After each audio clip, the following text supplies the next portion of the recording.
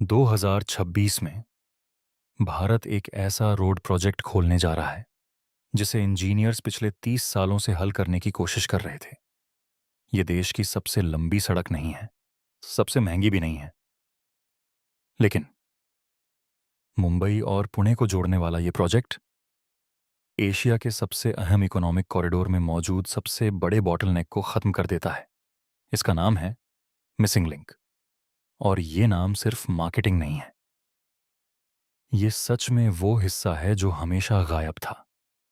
वही रास्ता जो हर साल लाखों गाड़ियों को मजबूर करता था एक संकरे, घुमावदार और खतरनाक पहाड़ी रास्ते से गुजरने के लिए।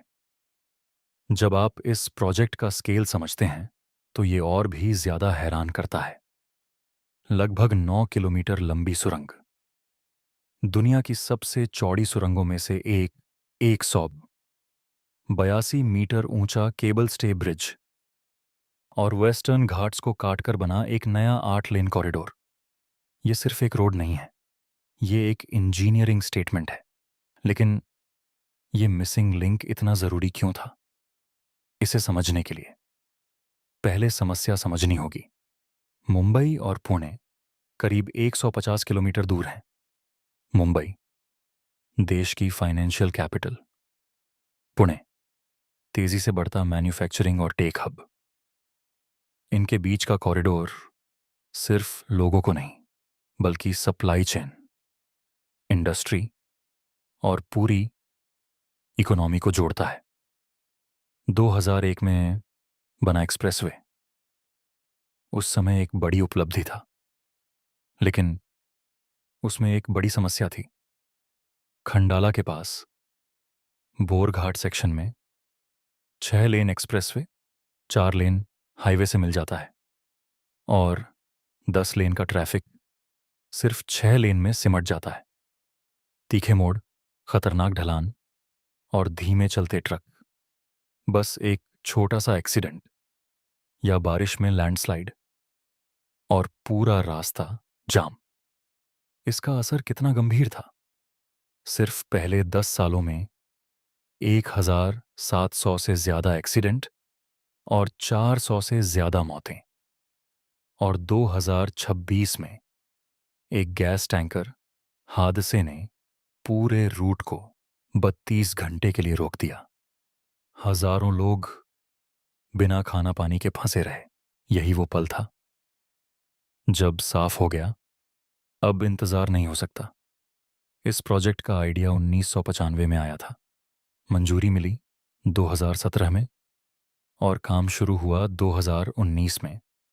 डेडलाइन थी 2023, लेकिन देरी होती रही और आखिरकार 2026 में यह तैयार हुआ।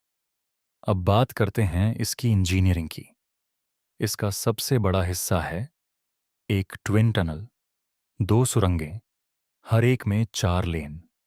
सबसे लंबी सुरंग 8.9 किलोमीटर और चौड़ाई 23.75 मीटर, यानी दुनिया की सबसे चौड़ी रोड टनल्स में से एक। इस टनल को बनाना आसान नहीं था। चट्टानों में ब्लास्टिंग, झील के नीचे से रास्ता, पानी का रिसाव और मुश्किल भूगर्भीय हालात। हर कदम एक चुनौती। और फिर आता है टाइगर वैली ब्रिज, 650 मीटर लंबा और 182 मीटर ऊंचा। निर्माण के दौरान 70 किलोमीटर प्रति घंटा से ज्यादा तेज हवाएं। फिर भी इंजीनियर्स ने इसे पूरा किया। पूरा कॉरिडोर 13.3 किलोमीटर, स्पीड 100 किलोमीटर प्रति घंटा तक, दूरी कम 6 किलोमीटर, समय बचत 25 से 30 मिनट।